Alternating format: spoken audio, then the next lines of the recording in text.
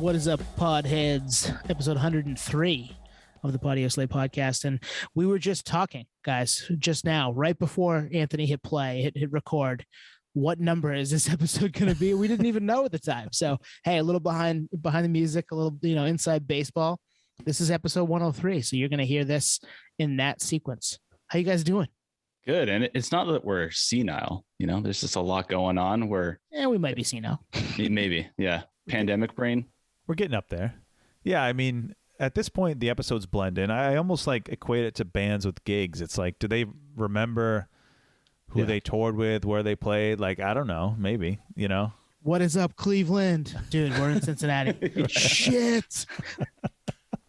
I mean, I get that. And I can actually understand how bands kind of get robotic with that, where they just swap out town names, It's like at some point you've kind of seen it all, done it all, right? Mm-hmm. Yeah. And, it's actually more inside baseball. We're banking episodes because we're getting busier behind the scenes. So the success after 100 was a milestone, but we're actually starting to bank episodes into the future. So we're not only dealing with pandemic brain, but we're trying to always remember, where are we in real time? Drink. Mm-hmm. Yeah. I don't know where we are. I know exactly where we are. Right. Yeah. Is this current event still relevant? Is it still current? Is it still an event? That's another thing. Is Joe Rogan on Spotify? Oh, wait. Yeah. We don't even know at this point. This is going to drop on a date that Joe Rogan might have been booted and he's, making hundreds of millions of dollars on his own. So who knows? Yeah. All right. We had a guest tonight. Anthony, tell us about the guest. So, I mean, at this point, you've clicked on the episode. You know who it is. It's Vinnie Caruana. I know for us, and obviously we get into this in the episode, we go way back with him. I mean, for me personally, back to 2001. I remember going to the Drive-Thru Records website, and they, right on the landing page, the splash page, back when that was a thing, they announced the signing of the Movielife. So that was my formal introduction to them. And, obviously I got the Movielife Has a Gambling Problem EP, and you go back and check out the Rev stuff. But yeah, we had Vinnie on from the Movielife. He went on to go form I Am the Avalanche. He's done a million side projects since then with Peaced Out, Constant Elevation. He's got some solo stuff. And that was kind of the theme with this whole episode, is he's kind of pivoted over the years to different bands, different scenes, different genres. But he's always stayed true to himself, and he's always stayed relevant. So we're going to get into that right now with Vinnie Caruana.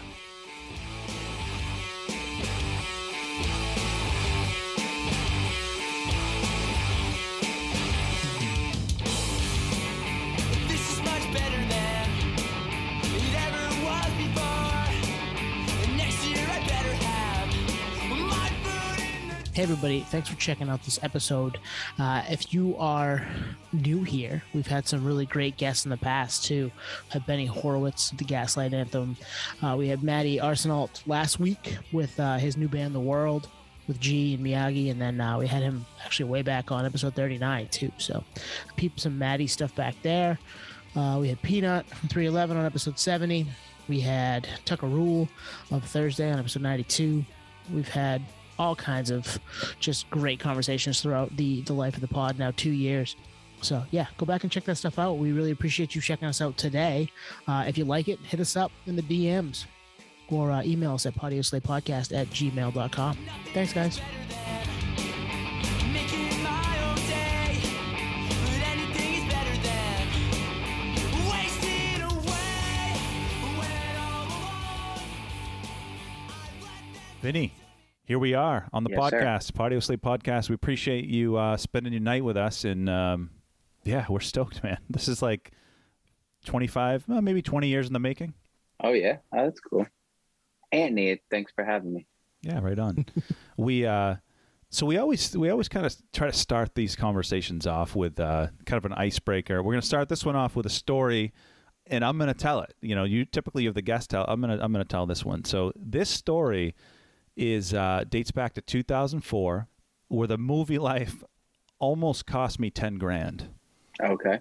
So you're like, where's this going? So I was, I think I was a sophomore in college, had a radio show at the college radio station, punk, hardcore, metal, adjacent, you name it, we played it.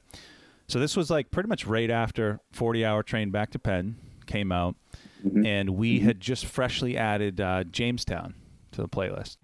And back then, you had 3 options as far as playing songs with swears. Either 1, don't play them. 2, have the label send an edited copy, which Drive-Thru or MCA did not, or you edit it yourself. Or 3, you drop the volume in real time as the song is playing. Yeah. So obviously, I'm 18. I'm like, we're fucking dropping it. I'm not editing shit. So Yeah. we're playing the song, first time playing it. I mean, we'd heard the song, but first time playing it on the air. And then the first, I can't fucking believe, goes by, and I'm like, I look to my co-host Ed. I'm like, shit, that just went out on the air. What do we do? Yeah. And we were like, you know what? Just let it ride. Just let it ride. So the song goes on. Second verse comes. Can't fucking believe. And we're like, oh, shit. So when A way more assertive. a way more swear. direct and assertive. So when you're on the air in the station, when the phone rings, there's no ring. It just flashes. So the stations lighten up like a Christmas tree. And we're like, oh, shit. So I answer the phone, and there's just a voice on the other end that says, that's 10 grand. And I'm like, Oh my God. kind of laughing. I'm like, what? The anxiety. I go, what? And they're like, actually, that's 20 grand. And it's like, I'm like, who is this? And it was the GM of the station. He's like, that's an FCC violation. 10 grand a pop. You do it again, the show's done. We're shutting down the show. Wow. So- He listened to every minute of everybody's show. Actually, yes. The dude was pretty intense. But after that, we made sure that, 1, we listened to every song that we played beforehand and either found the clean version or just made sure we're on the ball. But yeah, you would, in real time, you had to drop the volume, and we fucked up. That's amazing. I thought it was like a bet that you were like lost or something. Like Movielife trivia. That would have been 2003, by the way, not 2004. Right. Well, unless you were if we were still a band. Were we still a band? Yes, because the record was just coming out. At that point, this was 04, so you were not a band, and we'll get into that later. Oh, we'll get into gotcha. that later. Okay. Yeah, geez. You might have a question or two about that, but nothing crazy. Okay. Yeah. Can you level set for us a little bit, though? I know people have probably heard it, but grew up in Long Island. How did you find music? What was the stuff that you listened to as a kid that you kind of got you into that full-time scene? So Long Island I have 2 older brothers, and they found the hardcore scene for me on Long Island, and it was popping off. And so one of my brothers played in a band, and I was allowed to start going to shows because my first show was like 11 years old, I think, because my brother was in a band. And then, have you ever heard of Vision of Disorder? Oh yeah. Mhm. Yep. Yeah, they were like they're from our town. They were my brother's best friends. They, still are. And so I was allowed to go to shows at a very young age because my parents knew the guys. And so I was allowed to go if my brother's band or VOD was playing. So bands like VOD, these are all Long Island bands that were just are still insanely, were ahead of their time, like doing sick shit. Not all of them got off the island as much as, some of them, but like VOD, Silent Majority was a huge one. That's the more melodic side of like Long Island hardcore. And I think Silent Majority's like seminal record came out like the year that Movielife started, or maybe like a year before. 97. Yeah. So I was definitely like, that was the best record off of Long Island, and I was locked in, and I was always into the melodic stuff. And I always like the heavy stuff too, but another band called Mind Over Matter, that's super important to old Long Island heads. Let's see, a band called Neglect. And then as far as like outside of our scene, like Sick of It All were the Kings. And that was like, once I knew what hardcore was, I soon found out that I had to know about Sick of It All. Mm. And I had to know about Minor Threat, and then some of the other forefathers and stuff. We had a lot of older guys telling us what was up, so it was really, we were fortunate in that respect. That's a good thing. Yeah. We had Brendan Garone of Incendiary on about a year ago, and we did a full 25-year retro on Long Island. So we know most of those bands for sure, and the ones we don't, like Neglect, Brendan had brought them up. Yeah. That's a band that you weren't familiar with. Only by name. I think we're a few years older than you. Younger than you, rather. They and in fairness, like they didn't like tour the States a bunch. Like if anything, they toured Europe a bunch because there was a bunch of people in Europe that were interested in a band who was super heavy, but also every single song is about committing suicide. So that was Neglect's whole like thing. And the singer would like hurt himself on stage. And it was always, I mean, for you know, an 8th grader, Right. I was like, wow. What am I seeing? And yeah, Neglect was like, you know, VOD was the only band giving, on Long Island, VOD was the only band giving Neglect a run for their money as far as like heaviness goes. Man, it's crazy that you were seeing shows that young. It kind of like reminded me of like maybe growing up in like Europe or something where you're drinking wine at like 8 years old instead of like waiting till you're 21. Right. So you're like checking out this music at such a 16, young age. or 16, Nate. Or 16, Oh my like God. everyone else here. Yeah. Yeah, it was important that, I mean, Long Island hardcore for the most part was a peaceful scene, but like one wrong band on the wrong bill and then things unravel and or you know, one new guy who doesn't understand the scene and doesn't understand etiquette at shows and rubs somebody the wrong way and all that. But like the stuff I was witnessing, like this controlled like kind of violence, unsupervised, by the way, there was no security guards at any of these DIY like zones that we were all operating in. Yeah, my parents didn't know like how gnarly it was, but they knew that my brothers were there and that the VOD guys were there and that I'd be cool. So yeah, I was really lucky. I feel really lucky to have witnessed a really important time and a really important scene when I was like still my brain was still forming, you know? Mm-hmm. Yep. So you knew it was special. It's obviously, we look back and, you know, we love so many bands, you know, Glassjaw, Silent Majority, Kill Your Idols, like all those guys, but we never lived it. So, you know, hearing these stories where people actually knew it was special in the moment is pretty amazing. Yeah, I felt lucky. It was my thing. As soon as I went to my first show, I was like, oh, that's what I'm going to do now. I'm going to go to shows.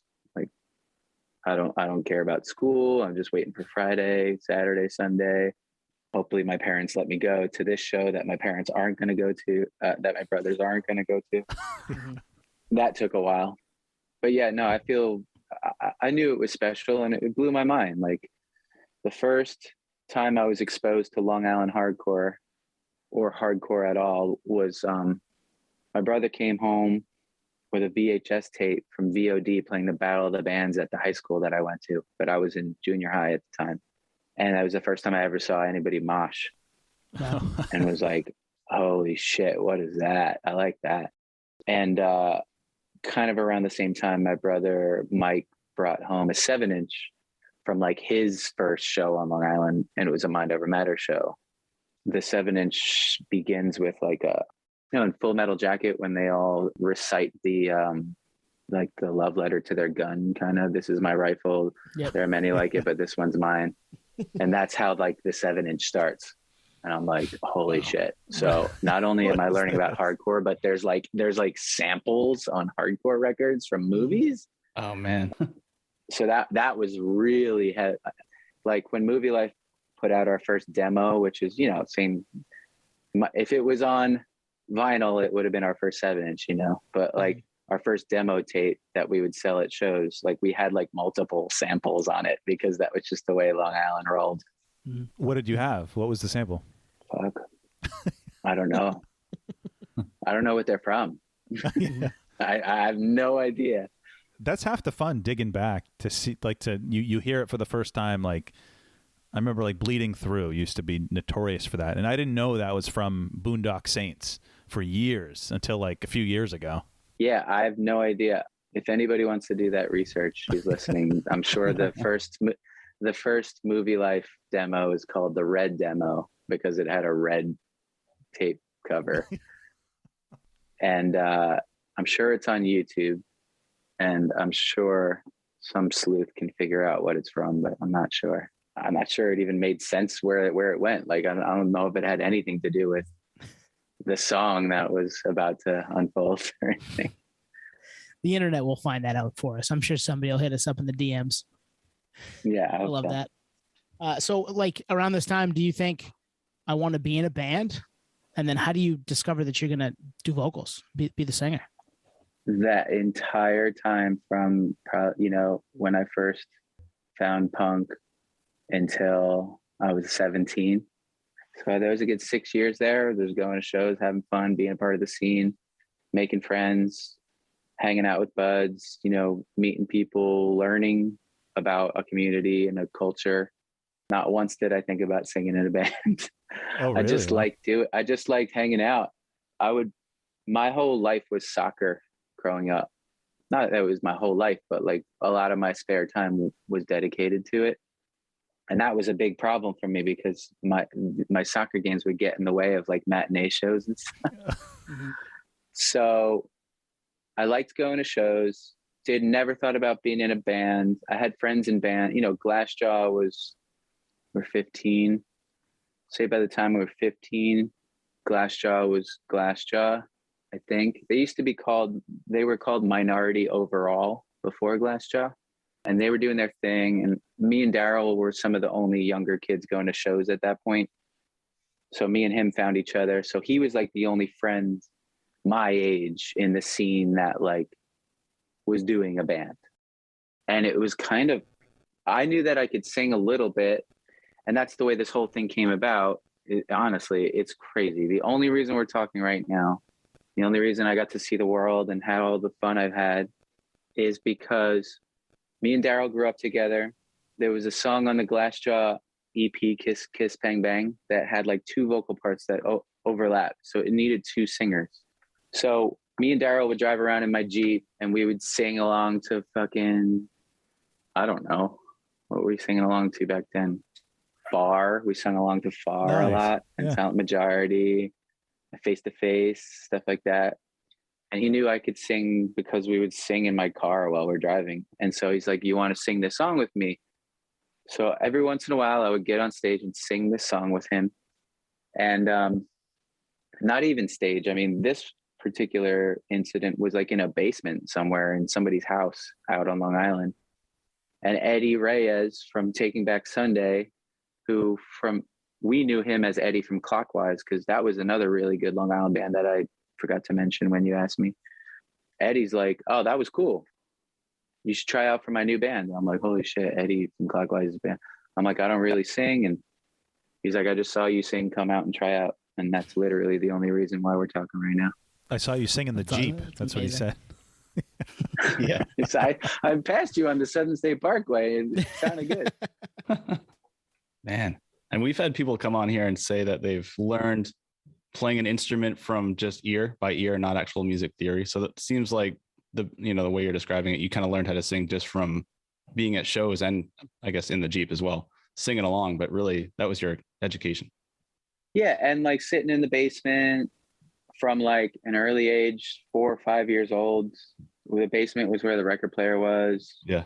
Sitting in the basement, my brother singing along. My parents, made us join like choir, or they called it chorus in school. And I knew I could carry a tune, And then when I started finding my own music, or even the music my parents like raised us on, like I would sing along, enjoy it. I said that to one of my brothers recently, like, you could have been like me and I could have been you. Like my brother BJ has like almost the same exact speaking voice as I do. And he does the same thing. If I'm in a car with him, like he'll hum along or like sing along a little bit to whatever's on.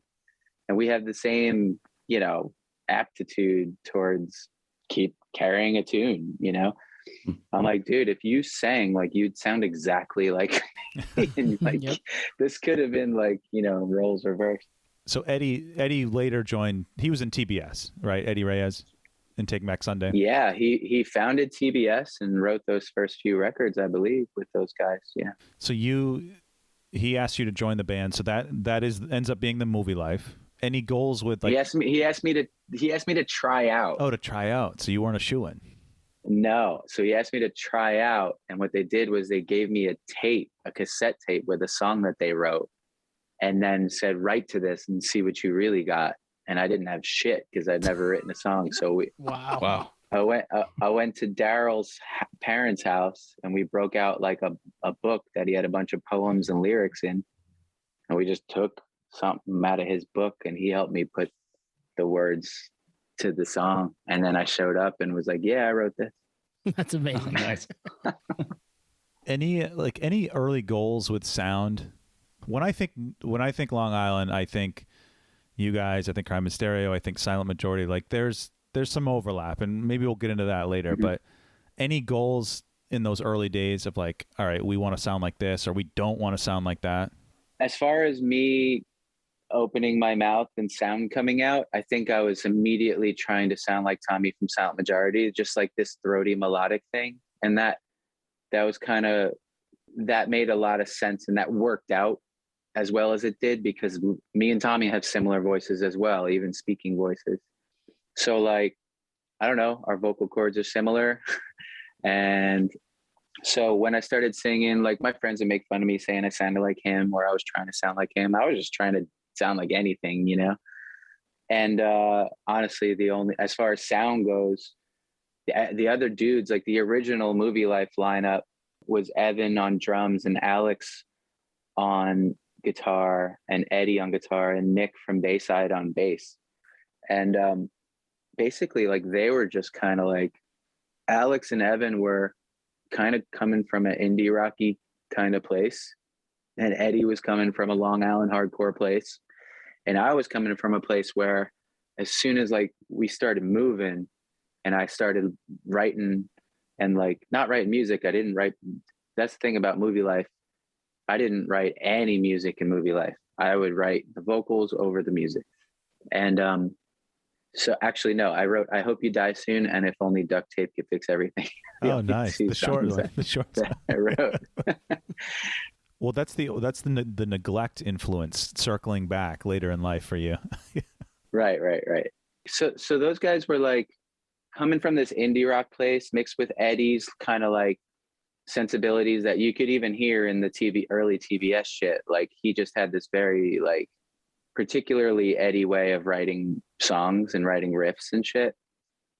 So it was like this clash of like Eddie's thing mixed with these guys that weren't really hardcore dudes or punk dudes. They were kind of like into the Pixies and the Magnetic Fields and stuff, you know. And then there was me, and as soon as I got moving and as soon as I started getting a little bit of confidence, I definitely wanted to make shit harder and faster and more punk and more, you know, Descendants, Face to Face, Lifetime kind of stuff.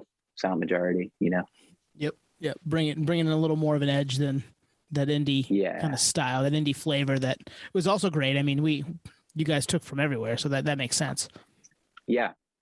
So yeah, that's kind of how the sound started to form. So you guys, you put out It's Go Time in '99, and then this time next year, pretty much a year later on Revelation. I'm a Revelation fanboy. Like I wish I could live that era. I've always been curious. That was like, a dream. Yeah. Like how did that come about? You know, cause I assume maybe a local-ish band at that point. Yeah. So we toured extensively on It's Go Time, and played a lot of shows in front of very little people. You know, we would just play wherever, but we toured. Basically we were working, like thinking back on it, we were very driven to like not like get famous or anything, but just to tour, you know. And obviously once you start touring, you realize you need like the right label to like promote you, and like you need to see your records actually in the stores in the towns that you're going to, and all the punk rock record stores and all that.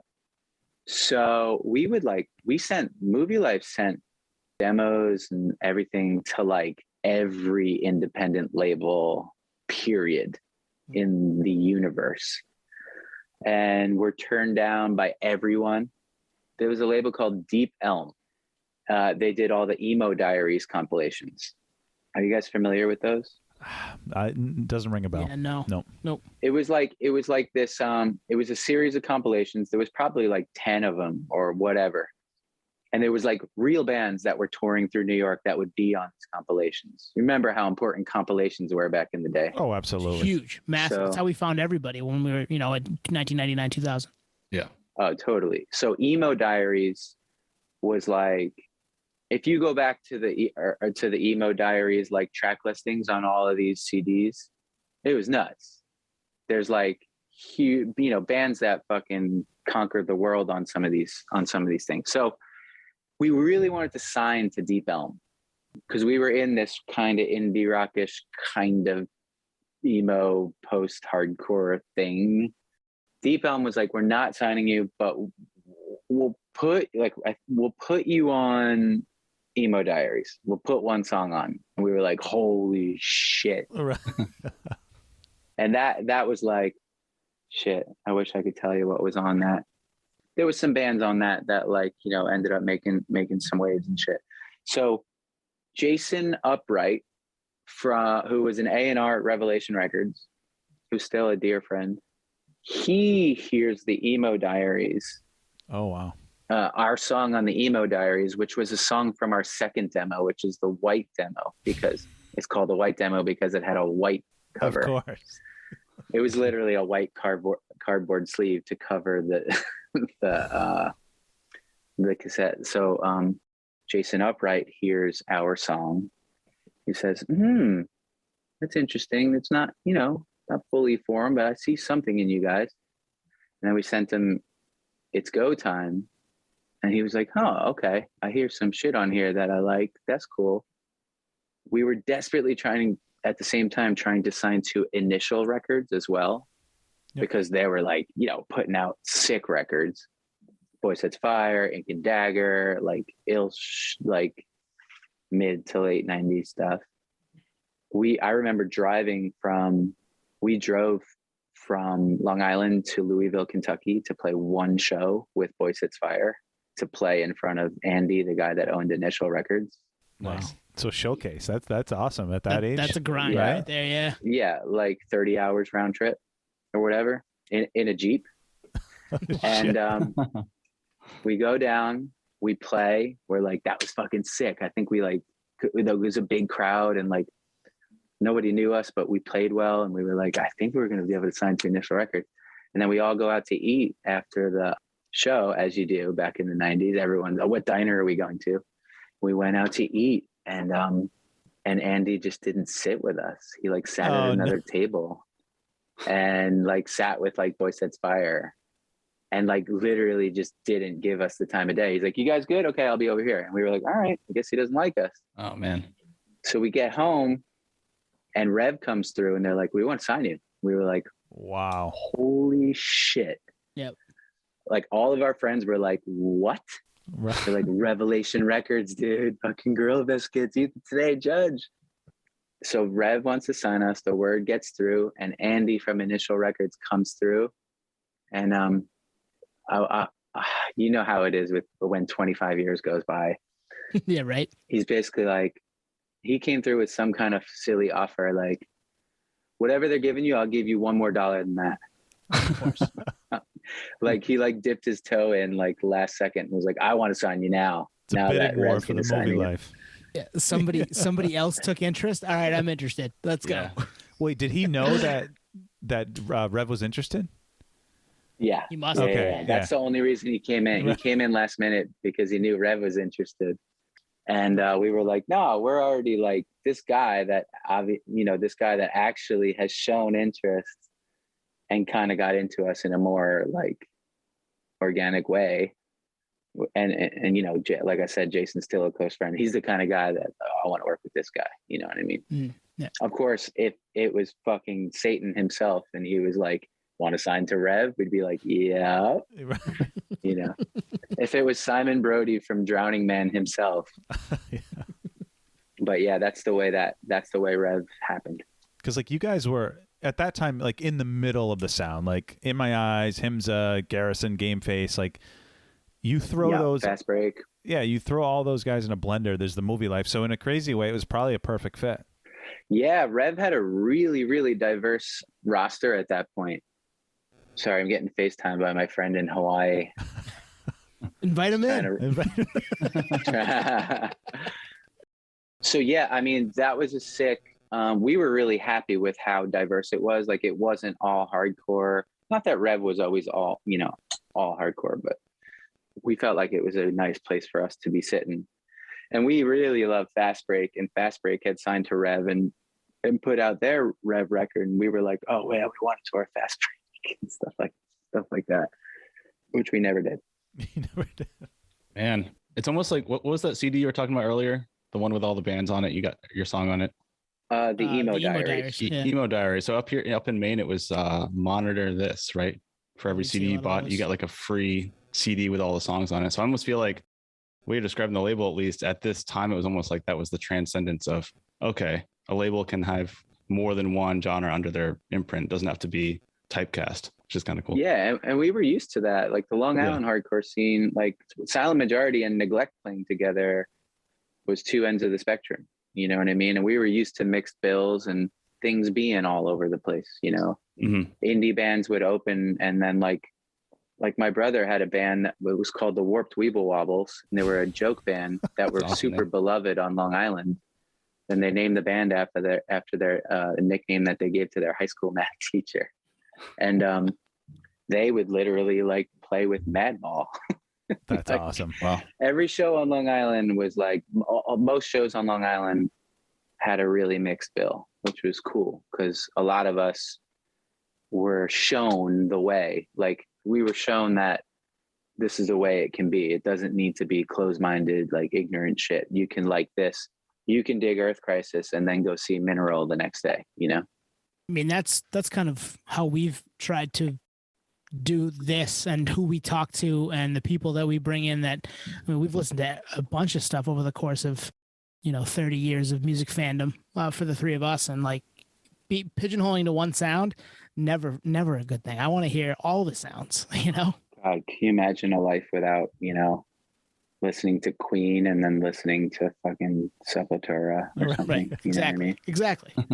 Yeah, I mean, you guys, and that was also a thing at that time period too. Like, it wasn't all a Long Island thing. I mean, but you guys definitely were right in the middle. Like, you could play with Fast Break, you could play with Saves the Day, but then you also played with Sky Came Falling and Bane and Reach the Sky and whatnot. Yeah. So it sounds like it was just organic. Like, that's the way it happened. Yeah. And, there was a lot of like weekend trips and things where you're like, oh, there's a show going on in Vermont and we're going to go play, and Cave-In's headlining and Piebald's playing and local bands are playing, and you end up you jumping on these shows, right? And then if you're talking about touring, like when we first did our first tours, we toured with Inside from Long Island. Do you guys remember them or familiar with them? A little too young, I think. Eddie Reyes was actually Inside as well. He was in every band from Long Island at one point. And so aside from Inside, we would go out on our own and just jump on random shows. But when we got a booking agent and we started going on tours, it was all hardcore tours, like all hardcore stuff that we really had to fight to like turn heads at shows. Full US with Kill Your Idols in like 99. You know what I mean?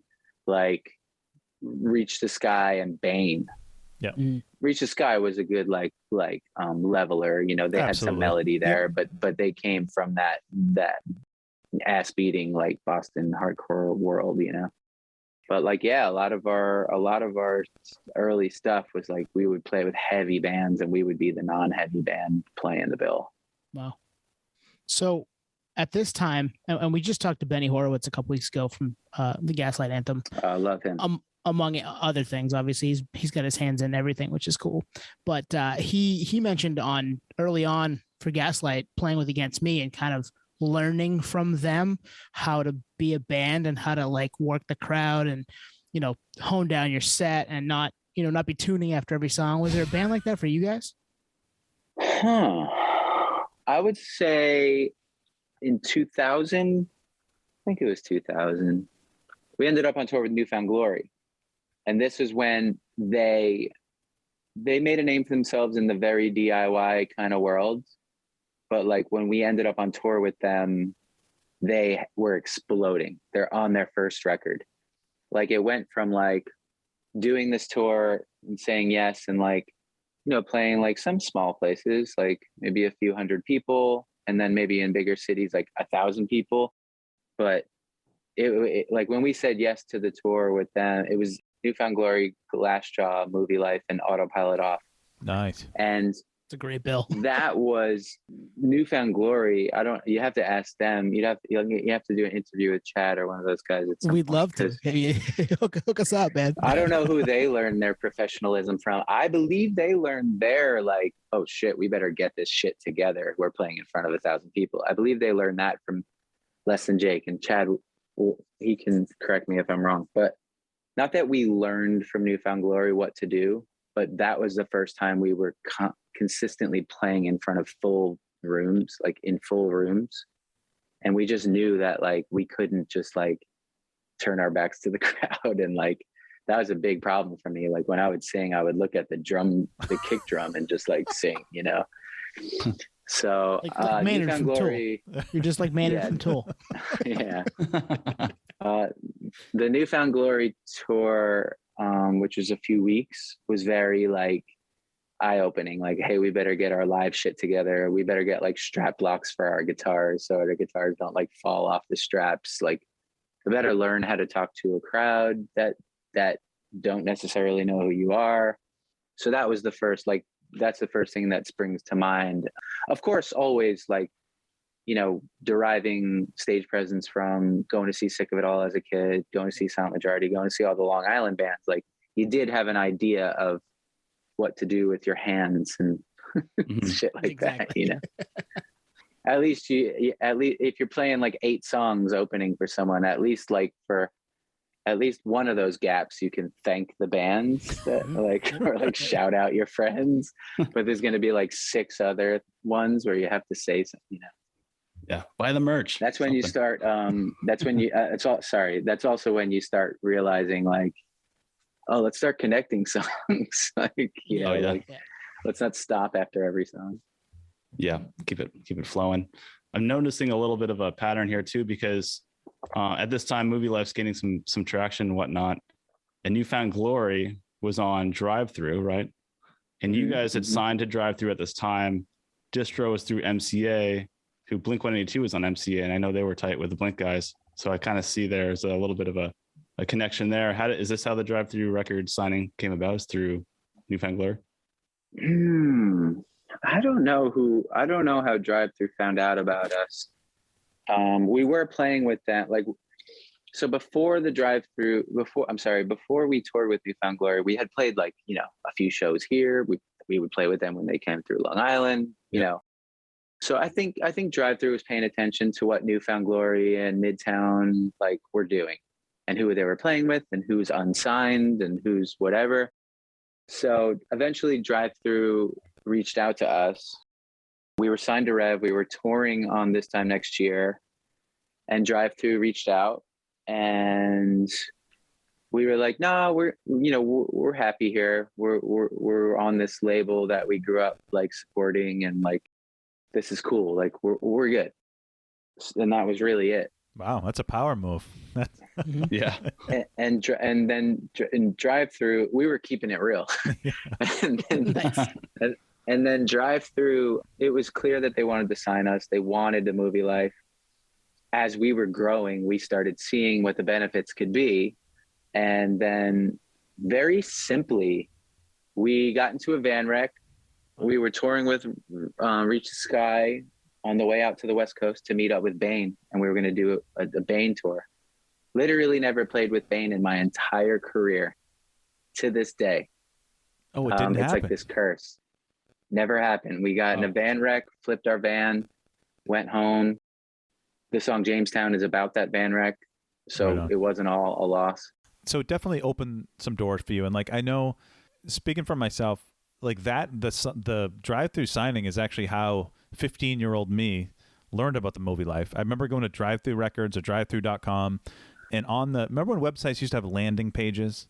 Remember the, you know, landing page of a website? You guys were on it, like Drive-Thru signs the Movielife, and I was like, Is that a band? What is that? So that's how I found Yeah. out about you guys, was through that. So it Yeah. definitely opened the doors. And people that were into drive-through records bands were like, who else can I consume right now? You know what I Yeah. mean? Like it Yeah. was such like a devoted fan base for a label. yep. Because it was that was pre-Finch. It was probably maybe pre-Starting Line, like RX Bandits, Homegrown was there. So did you feel like you fit in at all, or? We felt like we came from a harder place. Not that we were a hardcore band, but we were just used to being in a hardcore world. We did see that when we played with bands like that, like on the more melodic tip and like maybe even like early pop punky kind of stuff, we would do really well. Yeah. And we liked that kind of music too. Like we were into like everything, you know? So this band rec was kind of a catalyst. We were like square one. We were fucked. We like bought this van with like money we all chipped in from like working full time and like trying to be a band. All the gear was fucked up. Like we needed, like, it would have been really, really hard for us to get back on our feet and like actually get back to playing shows in front of 20 people. You know what I mean? Like, Yeah. we were nowhere. The only thing we had was our van and some guitars and some amps. And like, so when that was taken away from us, that's when we started being like, drive through, Right. see if they want to fucking get us a bunch of shit. Next thing we know, we talked to drive through and they're like, what do you need? And we're like, a van, Wow. new gear, a trailer, this, that, done. All right. Wow. We're on drive through. Yeah. Yep. It wasn't that easy. We were signed to Rev. So drive through had to buy the Movielife out of the Rev contract. So Rev made some money on that. So everybody was happy. And Rev still had the This Time Next Year record, which was still had some life to it. Yeah. So after we signed to drive through and this new world knew all about us, we were selling all these Rev records because that's all we had out. Yeah. So it was cool. Hmm. It was a good thing. I mean, you know, moving to drive through is probably another reason why we're still that we're talking right now. You know what I mean? Yep. Well, yeah, that's how. I mean, Anthony brought you to Nate and I. I know he was the fan to start. You know, back when we were 15. So to talk to you today is pretty cool. Like, we're all friends through music, and then to be able to also talk to people like you is pretty badass. That's cool. Yeah, Vinny, the first time I saw you was State Theater, Portland, Maine, October 01. Do you remember what I can tour? tell you who we played with. Yep. Who was it? Goldfinger. Yeah. Goldfinger, Mest, and Good Charlotte. Real Big Fish. Oh, Goldfinger, Real Big Fish, and Mest. Yep. It was that tour. Yep. Yeah. First time I saw you. I'm shocked, actually, kind of dialing back to you growing up. I'm surprised my parents let me go, being 15, but it was pre-internet, so there's no like YouTube videos of stage dives, you know? Right. I have two very vivid memories from that show. One, it was after 9/11, and Goldfinger had written like a 9/11 tune, and John Feldman made it clear that he wanted me singing on that song like every night.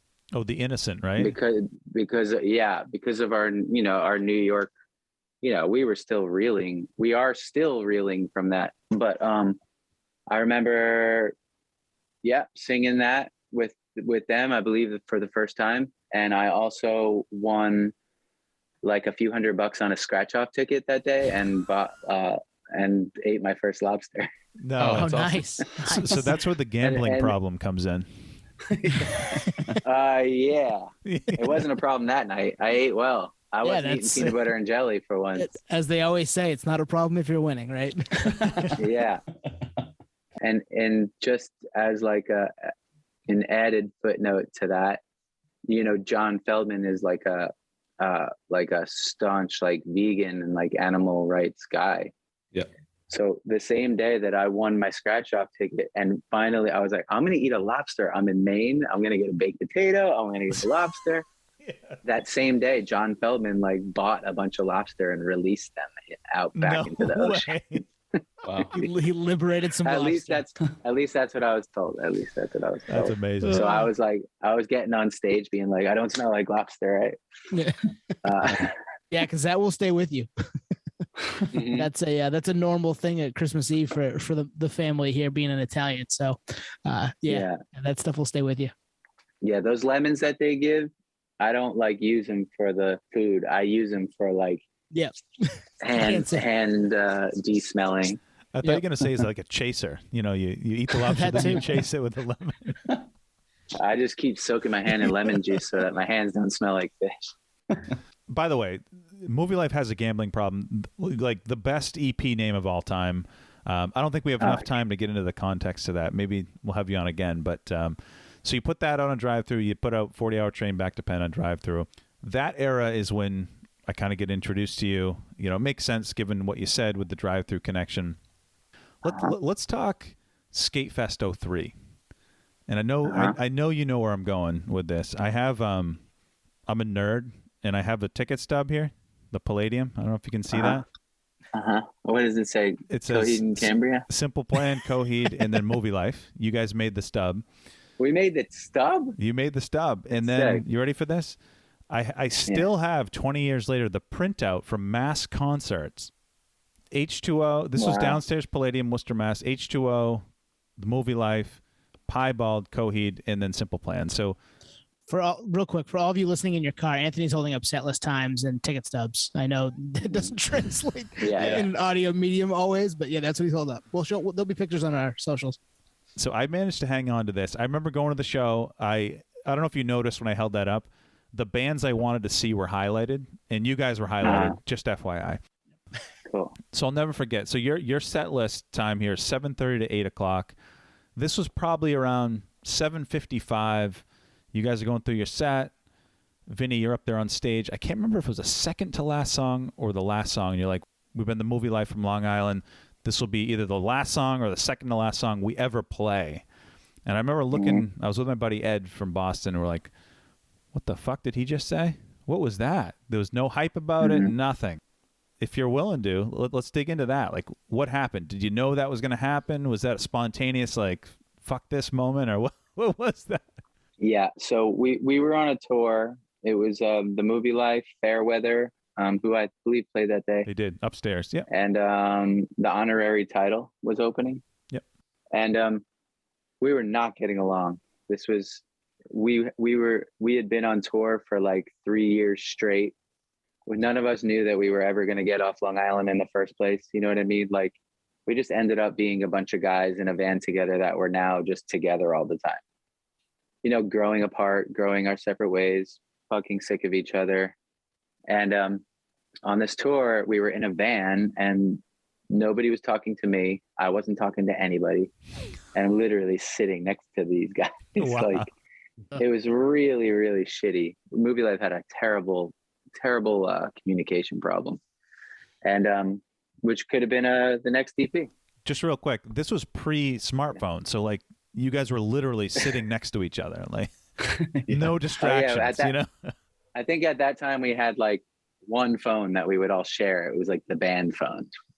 If you like had to call home or something. The Nokia phone and the MapQuest directions. That's about it. The brick. Yeah. So things came to a head a few nights earlier on stage. We were in Pittsburgh. This is crazy that I remember all this shit. So like, I don't remember everything, but we were in Pittsburgh. We're playing to a big crowd. Like, holy shit, we're headlining the place that like Goldfinger brought us to. You know what I mean? Like, now we're headlining. And the crowd wanted another song. So we're in the backstage and they're like, let's play blah, blah, blah. And I was like, no, let's play this one. Like, let's play one that they know. What are you talking about? Like, so they're like, no, we're going to play this. And I was like, no. So I just walk out on stage and I'm like, this song's called whatever I wanted it to be. No way. And they got on stage and there was like a very, very like tangible, everybody basically turned their backs and just looked at their amps and turned their backs on me and the crowd. So my two best friends that I grew up with were on tour with us doing merch and tour managing. So when I saw that they were like, oh, we're not down, this is like a mutiny, I just took everyone's microphone stands and threw them on the ground. And then my friend Ryan, who's our tour manager, keeps running back on stage and setting them back up. And I just keep throwing them back down. And then the next day we had all right, we got to talk. Blah, blah, blah. We should break up. Everyone's like, fuck yeah, I want to get away from all you guys. Like everybody was just in total agreement that we should break up. And then, we agreed that we wouldn't say anything and that we would just finish the tour. And the tour got a lot easier and more fun now that we had everyone had been freed of all this tension, And so of course I got on stage at our final show, which just happened to be the end of the tour, which was at Skate Fest in Worcester. And I did what I wanted to do. And I said, this is the last song we're ever going to play. And that was before Jamestown. And it was the last song on the set. Yep. So all the guys in the band were again, like, fuck this guy. No way. That's amazing. Yeah.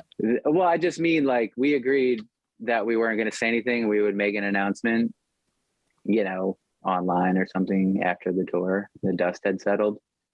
But I was looking out at a crowd of a few thousand people, many of which were singing along to every word. And I wanted to tell them at that time. So I did.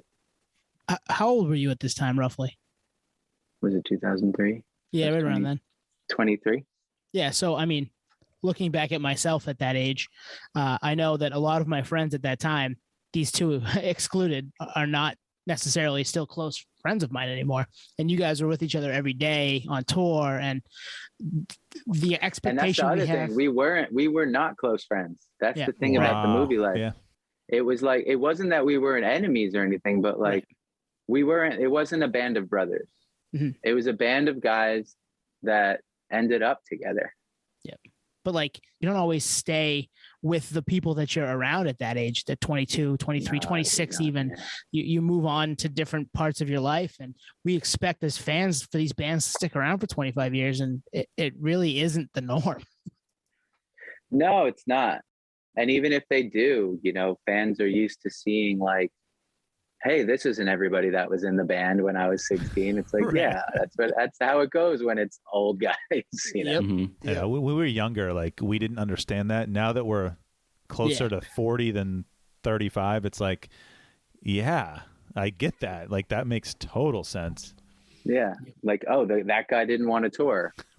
Mm-hmm. Why didn't you break up? Oh, you have kids at Oh, home, my and God. How are you going to go on without, one guy that doesn't want to tour anymore? It's well, I don't know.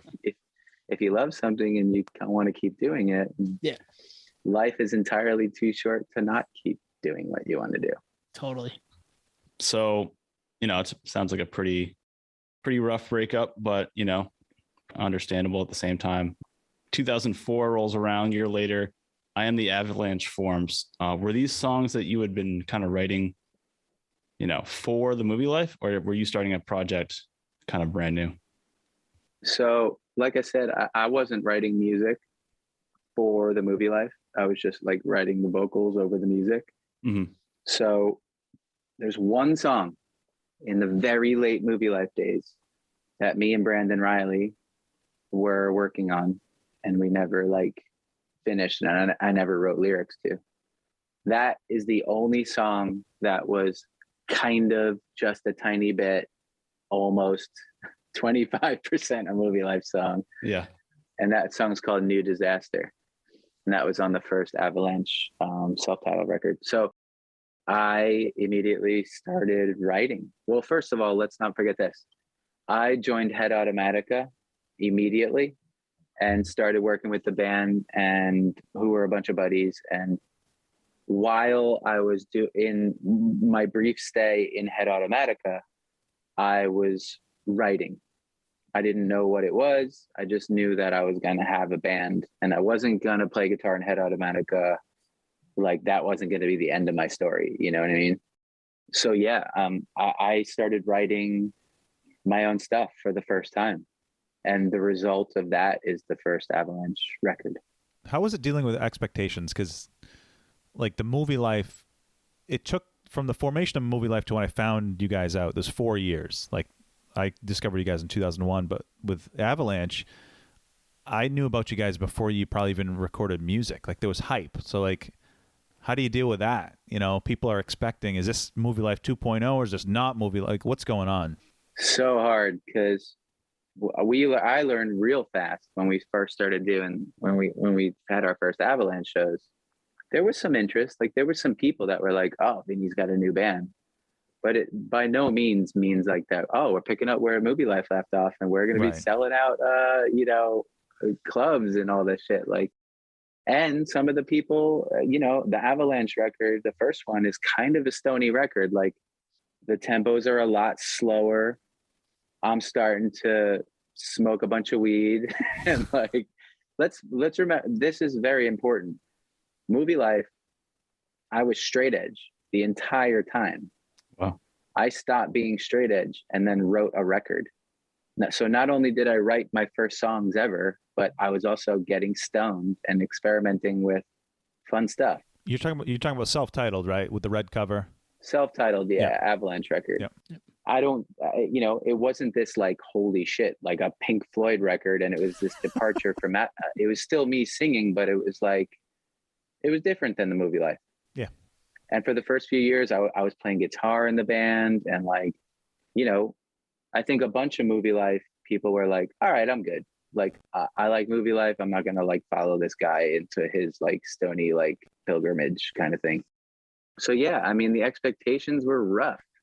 I remember the first record coming out, the Avalanche record coming out, and like alternative press, which had been becoming like a pretty strong force in the scene, gave it a bad review. And I was like, damn, do we suck?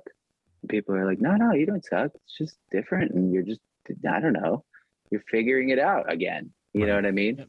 This wasn't like I had Brandon Riley with me and we were writing another record's worth of songs and like calling it something else. This was like, I was alone. Like this is before there was a band. The only reason, the way that I Am the Avalanche became a band, like the members, how it formed, was I booked shows. The first I Am the Avalanche shows ever were in England. Oh, wow. Because this promoter in England was like, I want to bring you over and do these Avalanche shows, because he had heard the demos that I like leaked online. So I said yes to the shows without a band. And then I put the band together, and that band You must have been high. You must have been high. I was. I definitely was. There was definitely hype. Like it's funny you mentioned Head Automatica. There was hype for them too, and I actually didn't know you were in that band until tonight. I didn't either. Yeah, that's wild. And It was the early days. I had played 2 shows with Head Automatica, and then moved on. Right on. All right, so Avalanche is still an active band. Oh yeah. Yeah. Yeah. So it doesn't stop there. Like we like me personally, I've, like we said, been a fan for 20 plus years. We're familiar with the Pieced Out stuff, which is really kind of a super group. Constant Elevation. I mean, must be a dream to work with Sammy. Movielife. Yeah, of course. You come back, release an album, back in 2017. So the theme here is you're a dude that's always busy. And you've somehow stayed relevant. There's a lot of dudes from back in the day that I don't know where they're at. They haven't released music in a long ass time. So how do you compartmentalize projects? Like when you write something, you're like, all right, that screams Pieced Out, or like that screams Movielife. Okay. So nowadays, there's these combinations, at least in my head, that it all computes in this way. If it's me and Brandon Riley writing music together, it's Movielife. Makes sense. If it's me and Mike Ireland writing together, it's I Am the Avalanche. Brandon actually reached out to me recently and was like, what do you think about doing another Movielife record? And I'm like, cool, write it. And he's like, what do you mean? And I was like, do it. I go, I didn't write music in the early days. Mm-hmm. Brandon, like 40 Hour Train was Brandon and Vinny. Obviously it was a band and we were all jamming, doing our thing. But Brandon was the dude who was bringing songs to the table, and I was the dude that was writing over him. Okay, Pieced Out, easy. Steve Choi, that's his band. Of RX Bandits for backdrop, right? Yep. He's writing heavy shit. He wants me to, I just try to keep up. And that's really fun because I don't write about my life. It's not like hard on your sleeve stuff with Pieced Out. Pieced Out is like drop acid and fucking stream of consciousness, like manic shit Mhm. as far as lyrics go. And then Constant Elevation is just like, oh, I'm playing with the best hardcore drummer in history, in my opinion. Let me just try and keep up with him, and let me like explore some new themes because of the parameters that we're working, under. And now I don't have enough bands, so I started another band during quarantine last year, where I'm playing with a bunch of really talented friends and neighbors. And that's kind of how the whole thing came about, because we were all like keeping a pretty tight, like, we're talking about like June of 2020, Mm-hmm. when like people start, like in New York at least, start like coming up for air. This is a band where I'm writing music, like a lot of music, and I'm not thinking everyone for the last year and a half, everyone keep looking at me being like, when's he gonna write lyrics? And I'm just like, do I need to sing in another band, or can I just be the dude that's writing cool shit and like fucking rip, like just doing what I never do, doing something different. So I'm exploring that. And then the solo stuff, of course, is just like, hard on your sleeve times a million. Like it's like a therapy session. You're clearly a guy who doesn't sit on his hands. Like, you're not just waiting for somebody else to, hey, let's go do this. And you're like, no, I want to be in this band. I want to be in that band. I want to write here. I want to, stream of consciousness near. I'm going to give you my heart on the sleeve stuff here. That's wild to me, because, half the time I'm trying to keep my day straight, and you're doing this in however many different projects. Yeah. I love it. I love it so much. I love that fair. answer. Yeah. I love music. I love making music. I love writing music. I love recording music. I love performing it. I love how much it's helped me to survive this long. I don't think I'd be alive.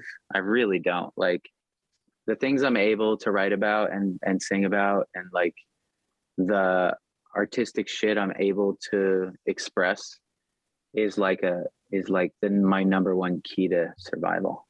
And I just love it. Like, I'm working on new music right now for solo stuff, and it feels exactly, and I know it sounds like some kind of bullshit line, but it feels exactly the way it felt when I was writing the first like Movielife lyrics, and like being like, oh, this is fun, and I get to say shit, and I get to, like, I feel exactly that same way. And like, I'm excited about seeing where I could take it, and seeing if I can, I don't know, make my best song yet.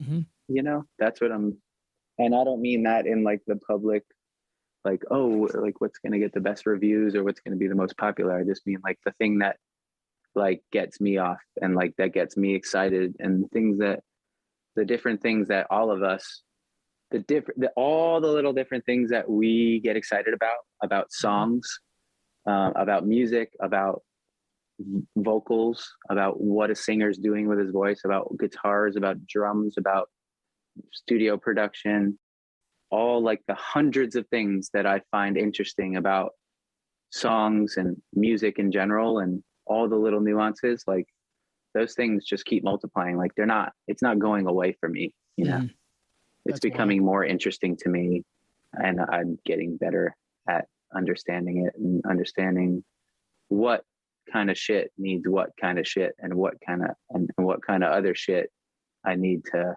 approach differently, So it's cool. It's definitely life. Music is life. Yep. I mean, you're not going to get any argument from us on that. It's why we're here. I mean, it brought us all here tonight. No, absolutely. Yeah, that's a lot of canvases, different bands. The only other people I can think of that are working that hard is maybe Mike Patton and Maynard James Keenan and your buddy Daryl with Glassjaw and 20 projects. But on top of that, you're doing live streams, personalized songs, handwritten lyrics. I mean, the stuff we're all fancy. We're just talking about, like, we love that stuff too. I mean, you literally don't sit still at all. So I feel like that's pretty cool. It's playing private parties, just different outlets. Is this spawned from the pandemic, or were these always ideas that you were like, I should do that too? Why not? I think there were things that I was doing already, but maybe became more in the forefront with the pandemic. If I couldn't play live, then I was going to do the other stuff that I do, you know. But it all comes from me being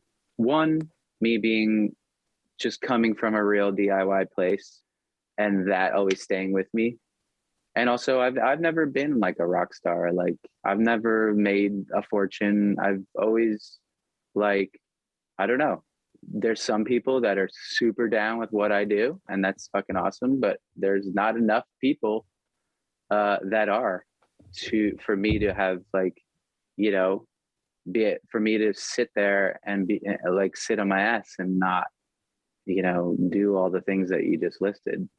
That's part of being like an artist of my stature, or an artist of my, like, the cloth that I'm cut from. You need to do all that shit, and I'm fucking happy to do it because it just comes naturally. It doesn't seem like you guys saying, "Oh man, you're doing so much shit." Like, it doesn't feel like I'm doing that much shit. Nice.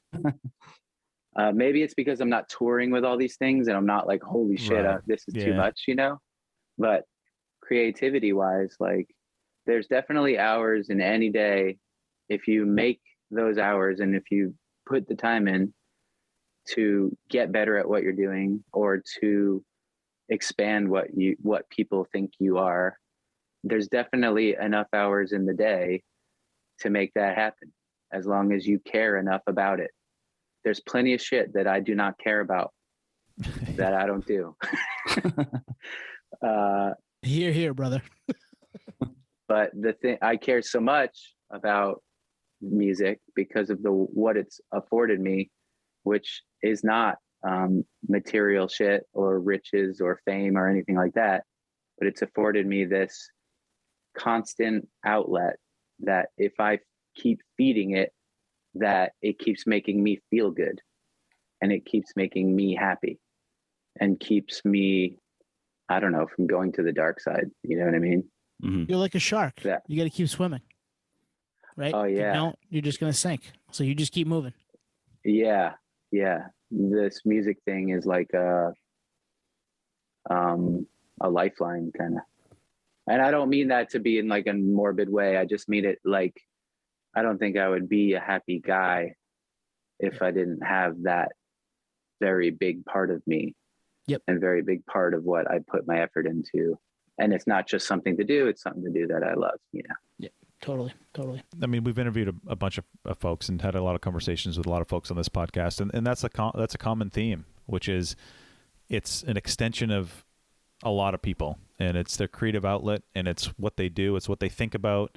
When they're not doing music, they're thinking about music, and it sounds like that is you. So what we like to do in this podcast to close us out is a lightning round. Okay. Which is basically questions that don't fit in the rest of the interview, kind of quick hitters. Before we do that, just real quick, what's next for you? I think you kind of hinted at maybe some solo stuff, but like, what else? You said Brandon's jonesing for a Movielife LP. Like, what's next for you?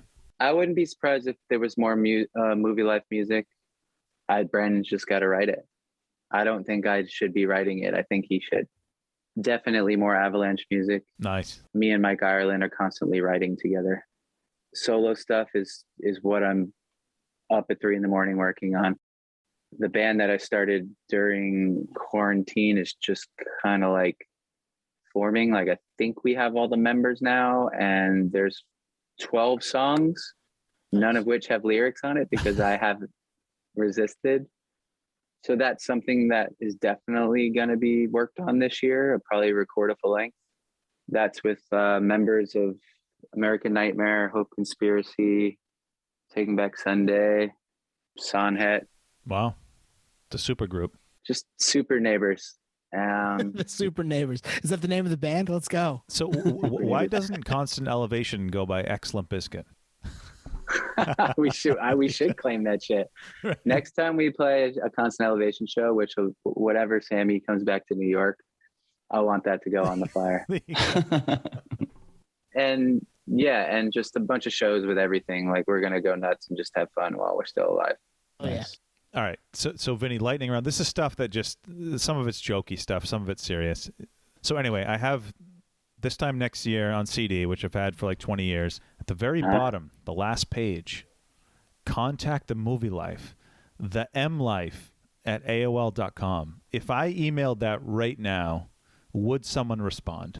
No, I don't know. Probably not. That was in our old drummer. That was his email, Oh wow. and he hasn't been involved for a while. What about the phone number, 516 area code? That would be his parents' house. Should I do I it? don't know if they still Should live. I call it right now? No, don't. They're very old. I don't know if they still live there or what, but that would have been his parents' like landline. That's so good. Yeah. That's the second interview in a row we've had that happen, or second of the last three we've had that happen, where someone's put their mom's phone number, their parents' phone number on promo stuff. That's Benny amazing. did. Horowitz. Yeah. He put his All those old flyers. That's Yep. funny. Just as a side note, Benny actually played one of our first shows, Movielife, in Evan's parents' basement with the Nice. Low End Theory. Evan. Yeah, we heard Yeah, about Evan. we did hear about Evan. Yeah, Oh yeah. that's amazing. The crypto. And me and billionaire. Benny interviewed me for his podcast, and we touched on that. Nice. That's awesome. Yeah, old late '90s hardcore shit. I thought this was a lightning round. I know. I was like, we got a couple. Well, I'll jump in here. So They're your babies, man. You I gotta know. do it. Yeah. So Vinny, there's a lyric from the title track on This Time Next Year. Title track This Time Next Year. Now I'm feeling strong, but hard work seems to get me nowhere. So do you still feel like 20-year-old Vinny right now? No, I don't. I think it's gotten me somewhere. It hasn't gotten me to Valhalla. It's just gotten me to like, I mean, if we're just talking about music, you know, I'm happy to look back on a lot of these releases, and I'm happy to think about the fact that there's people listening to them as we speak, and that there's guys like you guys that care enough about it to want to talk to me about it that many years later, you know. Right on. I would say all that hard work definitely got me somewhere. Where? I don't know. Spending your time with three dudes from Maine on a on a Wednesday night. So much appreciated. That's right. I'll take it. Last one. What size were your jeans in the Jamestown music video? Shit. Yeah, and do you still have them? And are you wearing them right now? No. That's so funny. So we were getting into You're like, this question again. Shit. no, nobody ever asked me that. I know what kind of jeans they were. We were getting into the whole like New York City like streetwear kind of thing. Yeah. And which was tied into hip hop quite a bit. And baggy jeans had kind of made a comeback a little bit. And so you go to these like streetwear boutiques in Soho and shit, and you buy the jeans that you think you're supposed to buy. Yeah. Well, I mean, we did that. We did that at that age. Yeah. Oh, yeah. That was us. I don't wish I still had those jeans, but I do wish I still had the Air Force Ones that I wore in that video. Yeah. Oh, yeah. Yep. Those actually might be worth some money nowadays. Right. I know. Maybe the jeans too. Who knows? Yeah. All right. What's next? All right, this one wasn't planned, but I'm just thinking of it on the spot. So I'm a big Crime in Stereo guy, one of my favorite bands of all time. How do you feel about them ripping off the intro to 10 Seconds Too Late with Bicycles for Afghanistan? And I know you're tight with Brett, and I think I don't know if he was in the band at that point in time, but are you aware of this? Can you pull up Crime in Stereo on Spotify? And actually, no, just type in Bicycles for Afghanistan. My wife's Vinny, spoiler alert, it's the same. Yeah. What year did that come out? 06. Oh, we're good. It came out in 2000. Yeah, and we talked about this with Brendan, did we not? Brendan And we Caruana, and we put it on our episode 46 playlist, which we used to make a playlist for all these, and it's on there. They're both the songs are on there. So go back and peep that. It's alive. Oh, there's an artist called Bicycles for Afghanistan. Mm-hmm. Interesting. Oh yeah, it's the same thing. Exactly. That's kind of like paying homage, though, right? You're both from Long Island. Vinny's like, where are my royalties? Nitro Records. Who is it? Dexter Holland? I never really noticed, to be honest, and I've heard that song a million times. But yeah, there's the same chords. I will say that I will not hold that against Crime in Stereo because we're both ripping off Solidarity at the same time, but they Well, just did yeah. it like 6 years later. I love it. Man, I already got one last one that just sprung up. So in high school, I used to, when we were all listening to you guys, have the magazine subscription sent to me from the UK called Kerrang magazine. Do you remember them? Oh yeah. Still Yeah. active. Still active. So for us in the States, obviously, the only magazines that mattered were Circus and Hit Parader and kind of off the cuff stuff. Rolling Stone wasn't covering much. AP, actually, you mentioned earlier, was a good one. But Kerrang out of Europe was dope. Like everything to the photos, the stories. You guys were in there a lot. Did you ever collect any of that stuff or check it out after it pressed? Yeah. Collected all of it, and I lost all Nice. of it in a flood when Oh, Hurricane no. Irene came. Oh man. I don't have like any like memorabilia or all the shit I saved, I lost in a flood. But Kerrang, that was a Daryl thing too. Glassjaw popped off, and like their first tour in the UK was supporting the Deftones. Mhm. That's right. Yeah. And people in the UK were like, yep, Glassjaw, that's my shit. Like Glassjaw's what's up. Kerrang was like Glassjaw. Yeah. And so Daryl would do interviews and be like, check out my friend's band, Movielife. Love it. Oh, nice. That's awesome. And That's awesome. yeah, Kerrang were really, really powerful back then. Like, I mean, I'm sure they still are now, but you know, we're talking about when people are buying magazines more than they are now.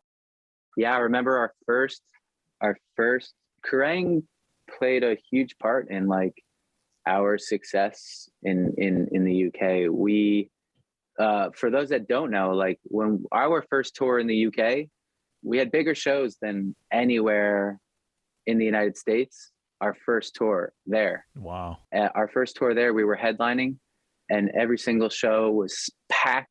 Thursday opened the tour, Mhm. and the London show, there was 1,000 people at the show, and it was sold out. And we had not done anything remotely close to that in the States, including our hometown. Amazing. And Kerrang was just all over the Movielife and just super supportive of us, and that was really cool. And I do have a really cool memory of the first time we were in Kerrang, we were playing like the CMJ showcase, and the photographer that shot us, her name was Scarlett Page, and it was Jimmy Page's daughter. Wow. Oh, wow. And we were like, your dad's Jimmy Page? What do you mean? What? Yeah, right. Yeah, my dad's Jimmy Page. Like, yeah, no, he's the Jimmy Page. We were like, this is crazy. This is going to be fun. And it was, you know, we went, Movielife had there was probably 3 years where nobody knew who we were. And then there was 3 years where we had a lot of fun, made a big name for ourselves, played a lot of great shows, and had a lot of, you know, made lifelong friends and did some really cool shit. So it's very, very fucking cool. Hell yeah. Nice. Any last lightning rounds I think before I go and have a shot and a beer at the bar down the street? no, we can let you do that. We'll let you go. Vinny, thank you for coming on with us tonight. Really appreciate it. Yeah, thanks. It was cool. Thanks for having me. Been a blast, man. It was nice to hang out. A lot of those questions we've had for like 20 years. So you've been quite the guest. We appreciate it. All right, boys. Have a great night.